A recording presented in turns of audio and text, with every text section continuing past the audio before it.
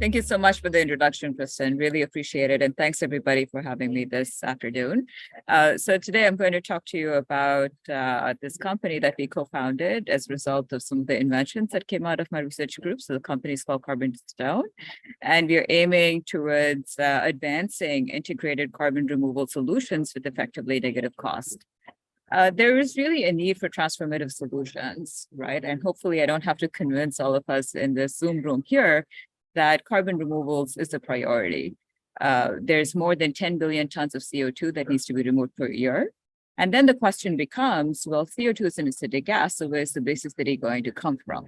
And turns out that the base is actually locked up in a wide range of alkaline industrial resources, including steel slags, red muds that are generated over the course of iron and steel production, aluminum production, mining, and such.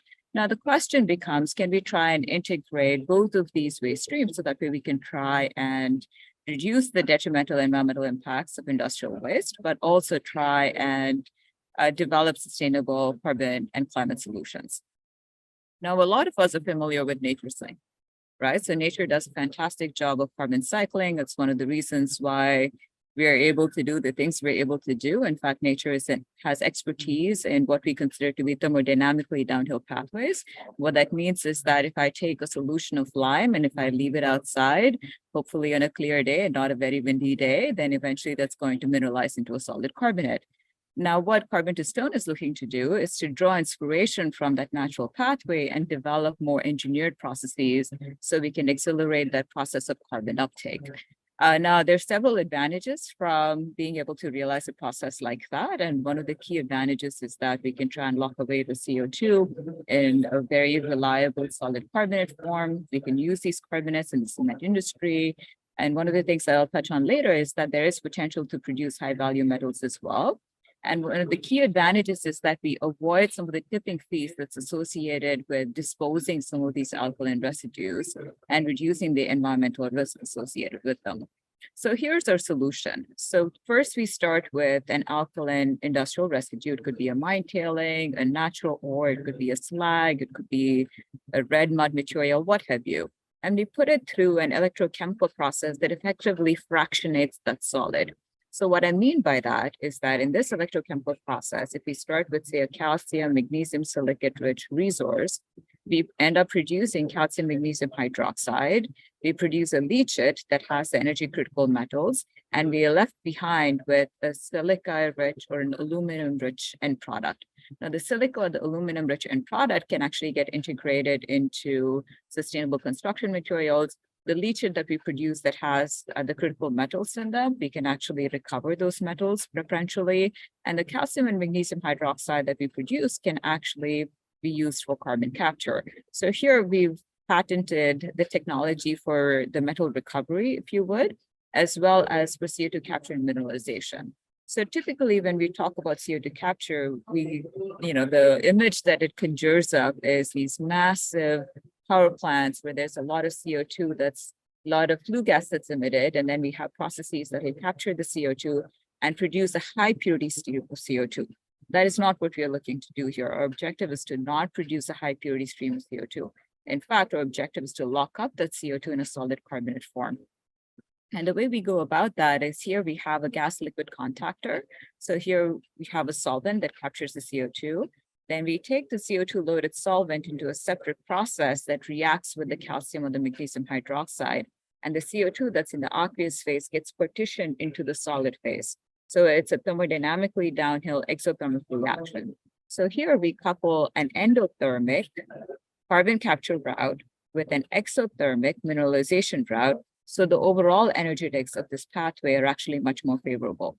In fact, we could combine the capture or the absorption step with the crystallization step and just have a single unit, which is possible to do if you try to do this with flue gas capture. So we have companies that are very distinctly interested in each of these technologies. So for example, we have companies such as Stripe and Shopify that are very interested in the carbon removals. And we have companies like iron and steel industries, aluminum and mining industries that are very interested in the flue gas capture solution. Our value proposition is that we unlock several revenue streams using our technology. The first is that we produce high value calcium magnesium carbonates, which are quite high purity actually, and they sell for about $20 per ton. The ultra high purity carbonates can actually sell for about $400 per ton, but here we're assuming a conservative case. We produce metals. We can separate out nickel, cobalt, copper, the platinum group elements. We have patents for those as well. And when we do it effectively, our revenues there could be to the order of more than $1,000 per ton of industrial waste that's actually processed. And we eliminate the tipping fees associated with just landfill disposal of some of these residues. There's also carbon credits. In fact, when we came up with our business model, this was before the Inflation Reduction Act came up. So we weren't really relying on carbon credits for our business to succeed, but having the IRA was certainly a cherry on top, if you would. So with the carbon credits, if we couple our technology with direct air capture and storage, we have carbon credits of about $180 per ton. If we take the carbonates and we use them, then the benefits are about $130 per ton. And if we choose to do point source carbon capture and storage, that's about $85 per ton. And our costs are actually quite competitive. So according to the US Department of Energy, the cost of carbon capture without the mineralization is considered to be competitive as long as those costs are below $100 per ton for point source capture and under $100 per ton for direct air capture. In fact, our costs can range between $35 to $55 for carbon capture from point sources and about $80 to $125 per ton for carbon capture from air, for example. And there are several environmental impacts. By developing this technology, we limit the landfilling of alkaline residues, we turn hazardous emissions into benign forms, and we help advance the circular carbon economy as well as the circular materials economy. So we've identified several key partners, if you would. So our first partners in the iron and steel sector is Nucor. In aluminum, it's Novelis. So Novelis does roll-to-roll manufacturing and secondary aluminum processing. On the oil and gas side, particularly on the lithium recovery side, we are working with Chevron and Aramco because they have produced waters that have a lot of lithium, but also have a lot of calcium and magnesium. And on the mining side, we're working with Stillwater critical minerals. In fact, back in December, we were one of the 6 companies that was awarded $500,000 in carbon removal pre-purchases from Frontier Strive Climate. So we haven't yet built the plant, but we already have sold our carbon removal pre-purchases into the marketplace. We were awarded about $250K in the recent DOE SBIR, another $300K from NYSERDA. And I'll talk a little bit more about our fundraise. And one of the appealing things about our technology is that we overcome the challenge of multiple unit operations associated with CO2 capture and storage. Our costs are under $100 per ton, like I said earlier, for that, versus with conventional approaches, it's upwards of $250 higher.